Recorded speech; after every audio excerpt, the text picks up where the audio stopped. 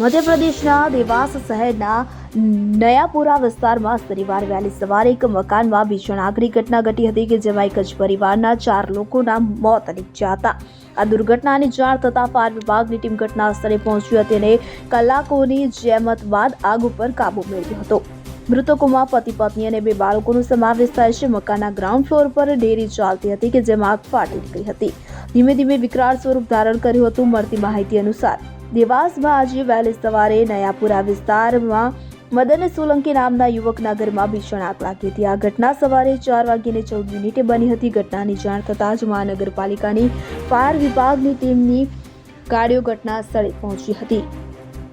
આગને કાબૂમાં લેવાના પ્રયાસ હાથ ધર્યા હતા। આગમાં શ્વાસ રૂંધાવાથી 4 લોકોના મોત થયા છે। આ ઘરમાં દિનેશ તેના પરિવાર સાથે રહેતો હતો। તેમના 3 માળના મકાનના ગ્રાઉન્ડ ફ્લોરમાં દૂધની ડેરી હતી અને ડેરીમાં આગ લાગતા બીજા માળ સુધી પહોંચી હતી।